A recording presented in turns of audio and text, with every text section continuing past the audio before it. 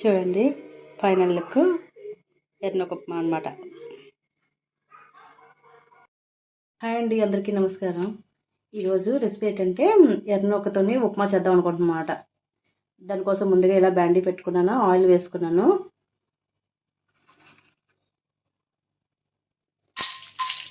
కొన్ని మినపప్పు,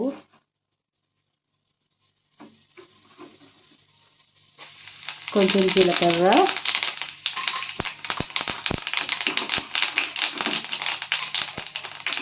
శనగపప్పు, ఈ మూడు కూడా ముందు వేసుకొని బాగా కలుపుకుంటున్నాను.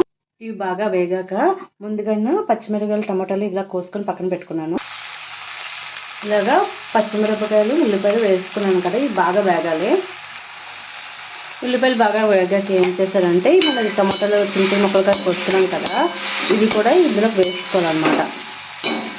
ఇలాగా అప్పటిలోపు ఏం చేయాలంటే నూక ఆల్రెడీ ఈ గ్లాస్ కొలత తీసుకున్నాను. ఒక గ్లాస్ అనమాట. ఒక గ్లాసు నూకకి 2 గ్లాసులు వాటర్.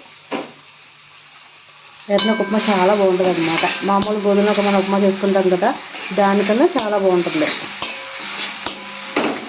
కానీ కొలత ప్రకారంగా కరెక్ట్గా వేస్తే మాత్రం మంచిగా తయారవుతుంది. అంచనా ప్రకారం చేస్తాం అనుకోండి అసలు ఏం బాగోదు. ఇది మంచిగా జ్యూస్గా దగ్గరగా బాగా వేగాలి.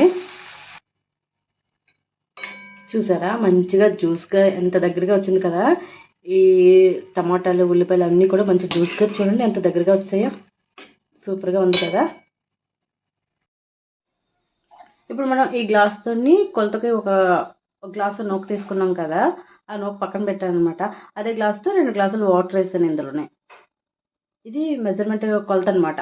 అదే పక్క కొలతలతో ఎర్రనొక ఉప్మా. నా ఛానల్ సబ్స్క్రైబ్ చేసుకోండి, లైక్ చేయండి, సపోర్ట్ చేయండి.